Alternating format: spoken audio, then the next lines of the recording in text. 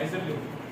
అవతల రేవంత్ రెడ్డి నిజమైతే ఏమవుతుంది, జనరల్ కేసులలో ఏమవుతుంది అంటే ఎమ్మెల్యేలు పోతాను, ఎంపీలు పోతాను, ఎమ్మెల్సీలు పోతాను. కానీ ఈ తమ్ముడు ఎంత తెగున్నాడంటే ముఖ్యమంత్రి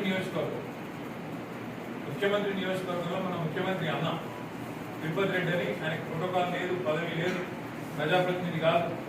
ఆయన వచ్చి చెక్కులు పంచుతాడు. ముఖ్యమంత్రి నియోజకవర్గంలో నిలబడి నేను ప్రజాప్రతినిధిని నువ్వు ఎవరు అనండి, నేను ముఖ్యమంత్రి అన్నమా అన్నాడు. ముఖ్యమంత్రి అన్నయ్య నాకేంటి, నువ్వెవరంత నీ ఏ హోదాలో వస్తున్నావు ఇక్కడ అంటే ఎందుకు చెప్తున్నా అంటే ఇట్లాంటి నిజాయితీ పరులైన దమ్మున్న నాయకులు విద్యార్థి నాయకులుగా జీవితాన్ని ప్రారంభించి వాళ్ళ ధనం సంపాదించుకోకపోవచ్చు, పైసలు లేకపోవచ్చు, కానీ క్యారెక్టర్ కాపాడుకొని ఇవాళ పార్టీ ఇచ్చిన అవకాశాలతో జెడ్పీటీసీ రేపు తమ్ముడు కూడా ఏమవుతాడో ఏం రాసిందో నాకు తెలియదు. కానీ అట్లాంటి నాయకులు వాళ్ళ వందల వేల మంది మన పార్టీకి ఒక సంపదగా ఒక ఆస్తిగా వస్తుంది. ఈ పైన కేసీఆర్ గారు మీరు ఒక గొప్ప ఎగ్జాంపుల్ ఏంటంటే 2001లో కేసీఆర్ పార్టీ పెట్టినప్పుడు కేసీఆర్ కూడా ఎవరు దీంట్లోకెళ్ళి మొదలైన పార్టీ.